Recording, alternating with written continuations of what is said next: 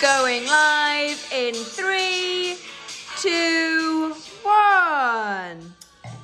Good morning.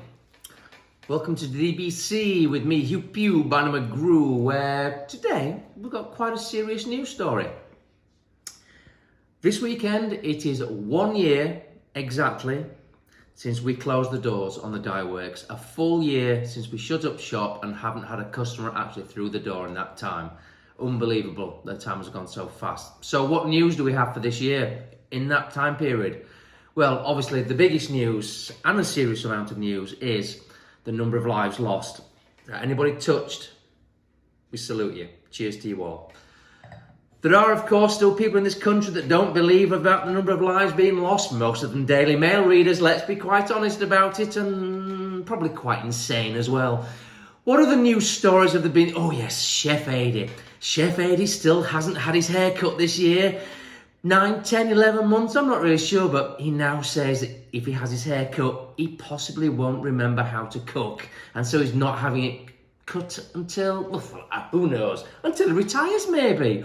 That's a thought. So, moving on from that, the other news story which won't go away at this moment in time is, of course, Prince Harry and Meghan Markle. We're back to that one. Meghan, lovely Meghan. We've had a bit of stick from various areas in the past week or so, various pieces of the press saying that there's something behind what goes on and the dislike of Meghan. Well, no. I'll tell you, fact, what it is we dislike about Meghan. She's American. That's it, plain and simple. She comes from the land of the fake. And I've been doing some undercover research about the fake, and it comes in this brown government envelope, so it must be true. Let's have a look what I found out in my undercover investigations about fake and America. So, the evidence, it's the home of fake cheese, obviously, because no American cheese is real. Definitely the home of fake news. Definitely the home of fake people. America, you know, they solved the Enigma code all on their own. And they've won every single war they've ever been in, all on their own. I fancy a trip to Vietnam, by the way. I don't know what made that come into my head. The last president they had was so orange and insane. He must have been fake, mustn't he? The new president, he's so old. He must be a fake robot of some nature, because surely a man that old can't be a president of the United States of America. But moving on with Meghan Markle. She's a fake person in a different way. And here we are. This is the evidence. Before 2011, Meghan Markle didn't even exist. You just can't find her anywhere on the internet. She isn't true. She's not a true person. If you spend some time searching the internet, where everything is true, obviously, just ask students, they believe everything they read on the interweb, you will find out that Meghan is actually the granddaughter of Wallis Simpson. Now, Wallis Simpson also did her best to destroy the monarchy. You'll know that, obviously, from your history lessons. And Megxie is following in her footsteps to destroy the monarchy as well. The truth is actually out. Meghan is actually a CIA plant, as was Wallis, and America was trying to destroy our heritage by breaking up the royal family, as they are just plain jealous that their country is only 40 years old and we have thousands of years of history in our country. So there we have it. Meghan is a fake cyborg working for the American government. What else could explain that wooden acting? So, and poor Hazza is now in her clutches. You heard it here first. It must be true. So, what else is true at the moment? The fact that 17 million of you this week said that the Dye Works food was the best food you've ever had. 50 million of you couldn't get through on the telephone last week, and that's why you couldn't pass comment. Which brings us nicely on to the reason we're here. The menu for next weekend. I hear it's Mother's Day next weekend.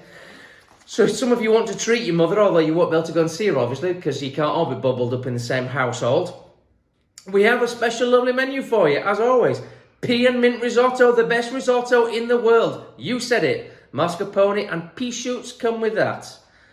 Or, a favourite, warm smoked haddock tart with tomato and pepper sauce. Main courses, a Dye Works classic, home comfy duck leg. Of course, Adrian does it, unlike everywhere else that buys them in already done because they don't know what they're doing. Home comfy duck leg with Adie's homegrown Savoy cabbage, morteau, sausage, retouin, jus, bologniere, potato. Or place and smoked salmon with julienne vegetables, white wine sauce and herbed potatoes. Obviously a lovely price, $22.50 for that. Dessert is a warm chocolate pudding. Warm chocolate pudding with dark chocolate sauce. Now, somebody in the area did it recently, but that wasn't their own recipe. They nicked it from a magazine. I don't want to tell you who it was, but it's fact. Our warm chocolate pudding recipe goes back eons and eons. A family tradition recipe from a pub you may know, the Cayarms, when the Cayarms used to be, good. Also French cheese board. So, on the other side of the menu, we've got French onion soup, braised veal blanquette, a beautiful dish, which is probably my favourite dish that Adrian makes. Mixed fish and shellfish gratin makes a return. Obviously the chocolate pud again. The soft centre meringues that you love. So, wine offerings too, and as usual, the blonde has come up with an aperitif this week. Hedgerow and tonic, she's calling it. God knows what's in it.